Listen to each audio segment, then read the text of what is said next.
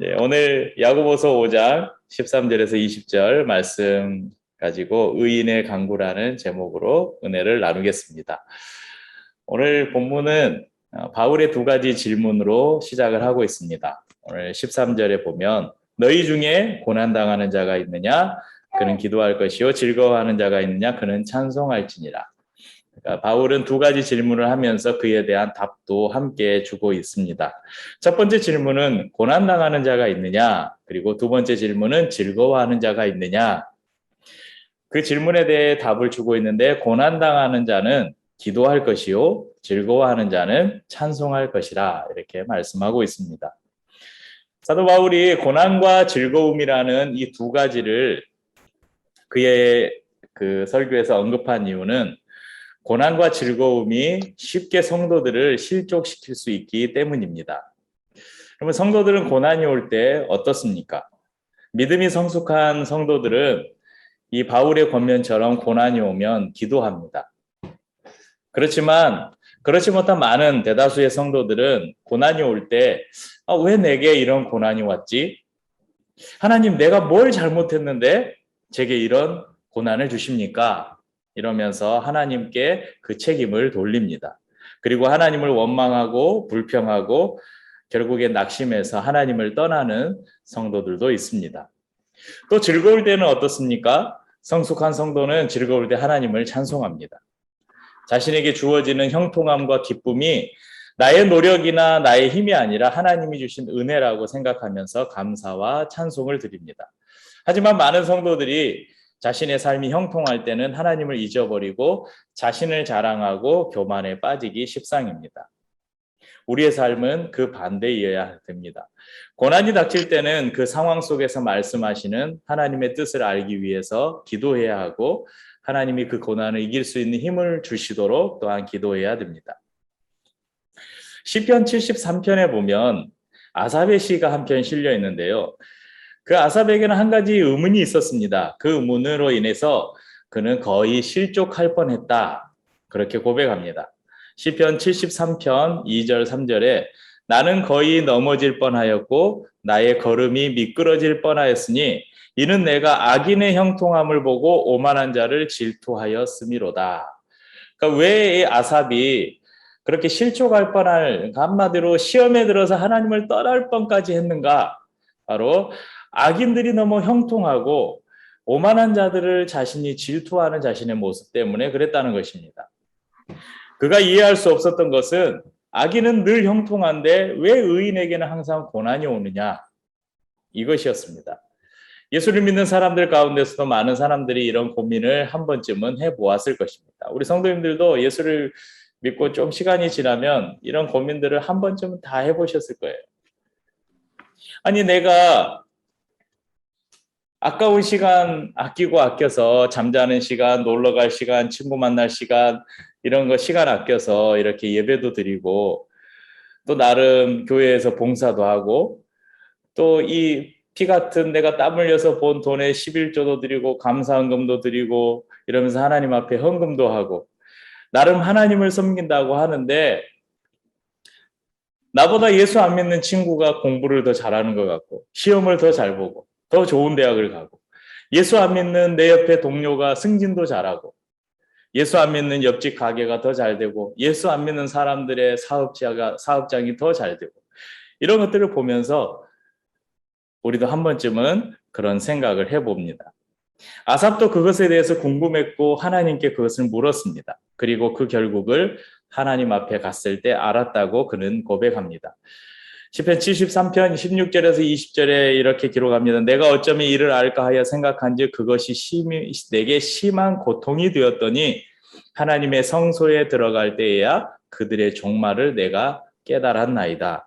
주께서 참으로 그들을 미끄러운 곳에 두시며 파멸에 던지시니 그들이 어찌하여 그리 갑자기 황폐되었는가 놀랄 정도로 그들은 전멸하였나이다. 주여 사람이 깬 후에는 꿈을 무시함같이 주께서 깨신 후에는 그들의 형상을 멸시하리이다. 악인의 형통함은 길지 못하다고 이야기합니다. 이 땅에서 잘 되는 것이 부러울지 모르지만 우리가 이 땅에서 사는 삶은 우리가 살아갈 영혼에 비하면 찰나와 같은 순간입니다. 악인의 형통함은 그들이 하나님 앞에 섰을 때 바람에 날리는 먼지처럼 모두 날아가 버릴 것입니다. 그렇기 때문에 잠시 잠깐 머무는 이 땅에서 우리의 삶 가운데 찾아오는 잠시 잠깐의 고난에 대해서 우리는 하나님을 불평하고 원망하기보다 그 고난의 원인이 무엇일까? 이 고난이 왜 내게 다가왔을까? 나에게 하나님께서 내 안에 있는 죄와 연약함을 돌이키기 위해서 하나님께서 나에게 고난을 주신 것일까? 그렇다면 내가 돌이키고 회개할 것은 무엇인가를 찾아보는 것입니다.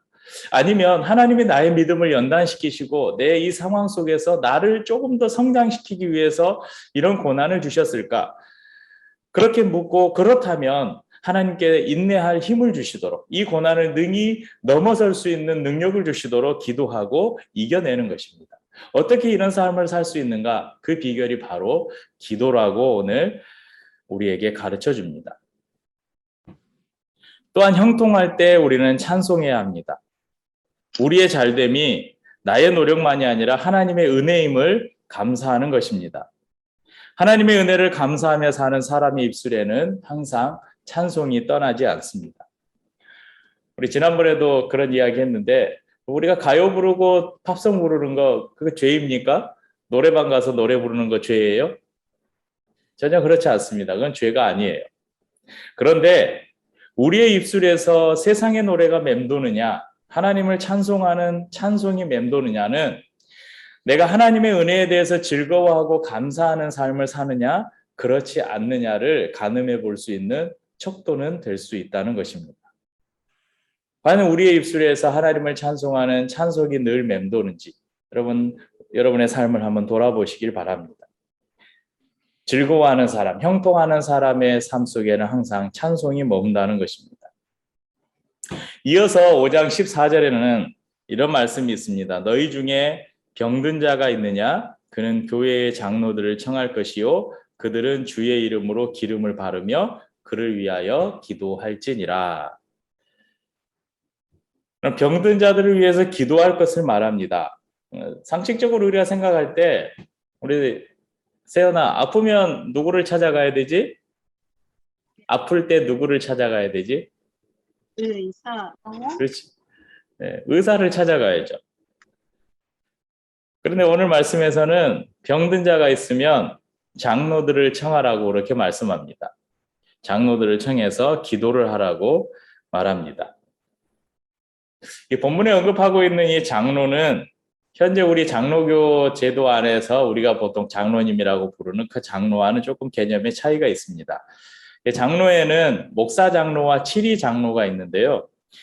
목사 장로는 그러니까 예전엔 다 장로라고 불렀어요. 목사라는 개념이 아니라. 근데 이 목사 장로는 지금의 이런 목회자를 가리키고 치리 장로는 지금 장로교회 그 조직 안에 있는 보통 우리가 부르는 장로인들을 그렇게 가리킵니다.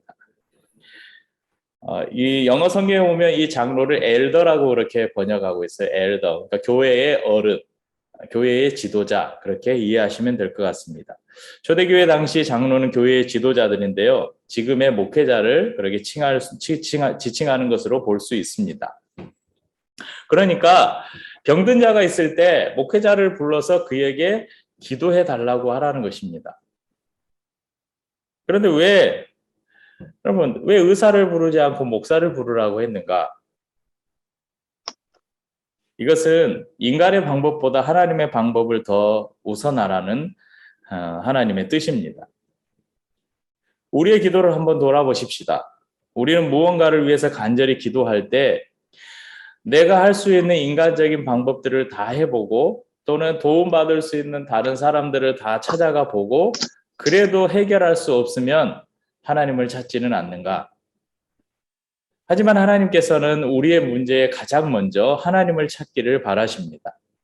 오늘 병든 자가 있을 때 장로를 청하라는 권면은 장로가 의사의 그런 의술이나 이런 것들을 전혀 이것을 포기하라는 그런 말씀이 아니라 하나님의 방법을 먼저 찾으라는 의미입니다. 우리 성도님들이 믿으실지 믿지 않으실지 모르겠지만 여러분 기도에는 아주 놀라운 힘이 있습니다. 16절에 보면 이렇게 말씀합니다. 그러므로 너희 죄를 서로 고백하며 병이 낫기를 위하여 서로 기도하라. 다음에 의인의 간구는 역사하는 힘이 큼이라. 오늘 설교 제목을 여기에서 땄는데 의인의 간구.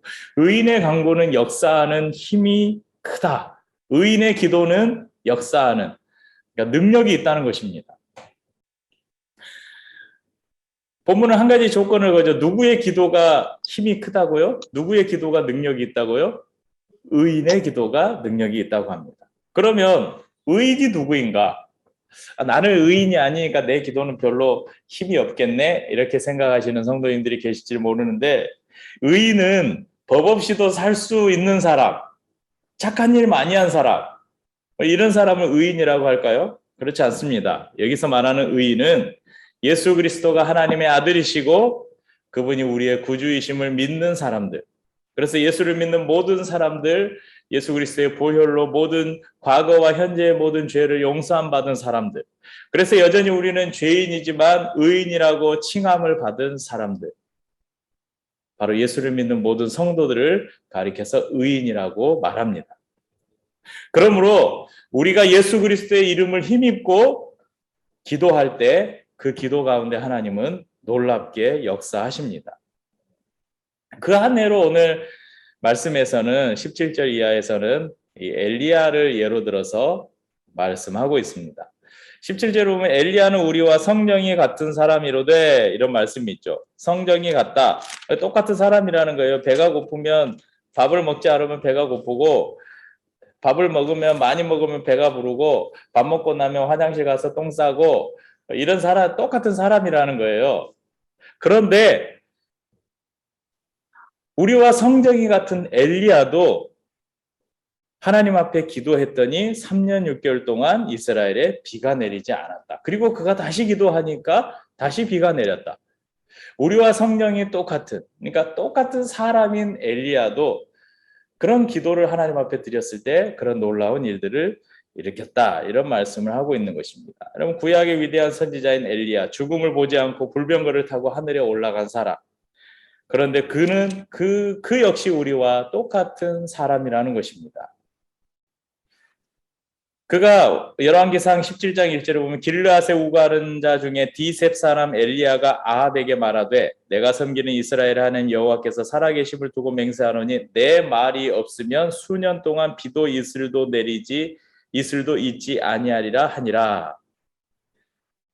그러니까 엘리야가 아합에게 나아가서 내가 말하지 않으면, 그러니까 내가 다시 비를 내려달라고 하지 않으면 이 이스라엘 땅에 수년 동안 비도 이슬도 내리지 않을 것이다.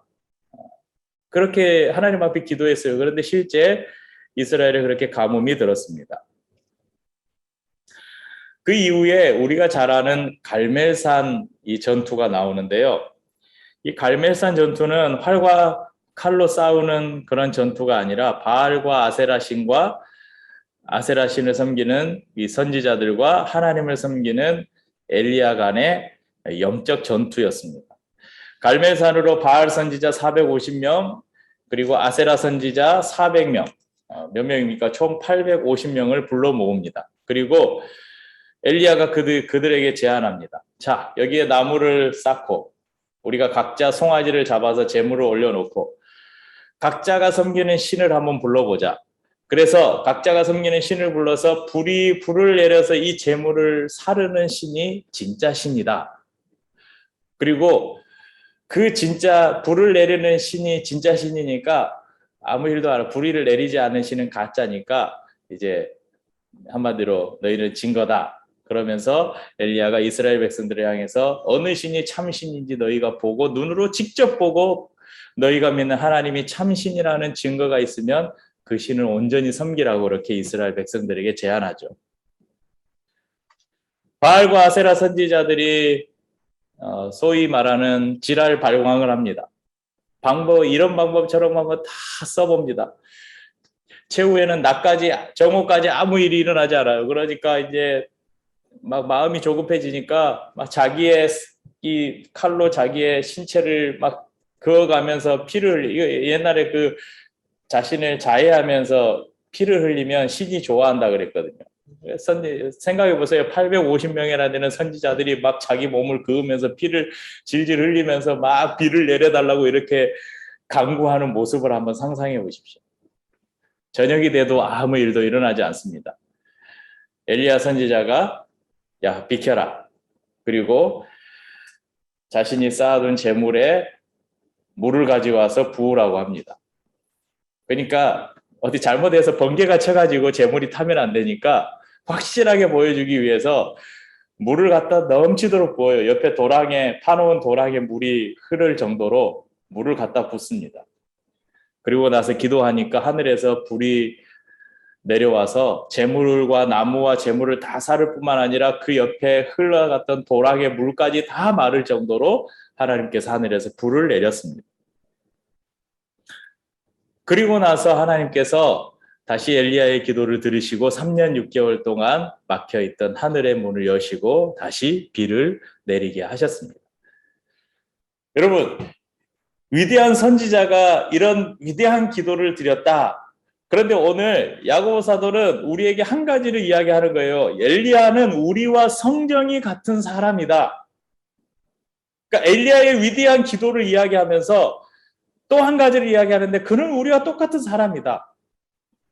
그렇다면 너희도, 예수를 믿는 너희도, 예수 그리스도 안에서 거듭난 의인들인 너희도 기도하면 이런 일을 일으킬 수 있다라고 우리에게 말씀하는 것입니다. 그러면서 기도에는 능력이 있다고 우리에게 증명을 하고 있는 것이죠. 우리가 하나님 앞에서 의롭게 살려고 날마다 발버둥 치며 예수 그리스도를 의지하여서 하나님께 기도할 때 하나님은 우리의 삶 속에서 놀라운 일을 행하십니다. 우리들은 그리스도 안에서 서로 연합한 사람들입니다. 그렇기에 각자의 기도를 통해서 우리 성도들은 서로 교통할 수 있고 서로의 짐을 나누어질 수도 있습니다. 오늘 우리의 기도를 필요로 하는 일들이 무엇이 있을까요? 먼저는 우리 기류의 교회 서로 가족된 우리 성도들의 연약함들을 보면서 우리가 서로 중보할 수 있을 것입니다. 우리가 동역하는 조금 전에도 우리 기도했지만 헝가리와 캄보디아의 선교사님들, 그리고 우리가 또 기도와 후원으로 섬기고 있는 새물결 플러스와 교회개혁 실천연대를 위해서 우리가 기도해야 할 것입니다. 또한 기류의 교회를 함께 세워가는 귀한 후원자들과 후원 교회들을 위해서 우리가 함께 기도해야 될 것입니다. 코로나 시대에 고통당하는 우리의 많은 이웃들이 있습니다. 그들을 위해서 기도해야 할 것입니다. 대통령을 비롯한 이 땅의 위정자들과 사회 각계를 움직이는 지도층을 위해서 우리가 기도해야 할 것입니다. 저 북녘의 동포들이 우리의 기도를 필요로 합니다. 우리의 다음 세대가 우리의 기도를 필요로 합니다. 지구촌 곳곳에서 일어나는 전쟁과 폭력, 가난과 질병에 우리의 기도를 필요로 하고 있습니다. 사랑하는 성도님들, 기도의 힘을 우리 스스로가 과소평가하지 않았으면 좋겠습니다. 목회를 하다가 이렇게 또 카페에서 제가 교회를 안 다니는 사람들을 만나잖아요. 교습소에서 사람들을 만나고. 그런데 가끔 그런 사람들이 있어요. 교회를 안 다녀요. 예수도 안 믿어요. 그런데 어떤 어려운 일들이 있어서 이야기를 하다 보면 목사님 기도 좀 해주세요. 이렇게 기도를 부탁하는 사람이 있어요. 그러니까 오히려 예수를 안 믿는 사람들은 목사라고 저한테 기도를 부탁하는데 어려운 일이 있으면서 기도를 부탁하지 않는 성도들이 있어요. 아이러니하죠.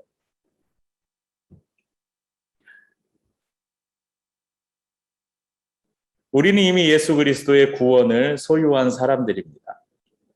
하나님은 우리를 향해서 그래서 우리를 의인이라고 불러주십니다.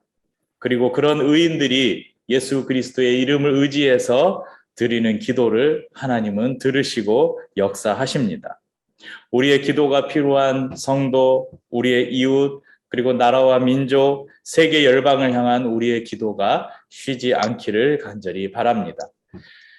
5장 19절 20절은 이렇게 마무리합니다. 내 형제들아 너희 중에 미혹되어 진리를 떠난 자를 누가 돌아서게 하면 너희가 알 것은 죄인을 미혹된 길에서 돌아서게 하는 자가 그의 영혼을 사망에서 구원할 것이며 허다한 죄를 덮을 것임이라. 그럼 나의 기도가 어느 한 영혼을, 어느 누군가를 살릴 수 있음을 믿으십시오. 나의 기도가 한 민족을 구원할 수 있음을 기억하십시오. 오늘 우리의 기도로 닫혔던 하늘문이 열리는 은혜가 있기를 바랍니다. 우리를 공격하는 어둠의 세력들이 결박되는 역사가 있기를 원합니다. 치유와 회복의 역사가 일어나는 능력 있는 기도가 항상 저와 우리 성도님들의 삶에서 하나님 앞에 드려지는 은혜가 있기를 주의 이름으로 축원합니다.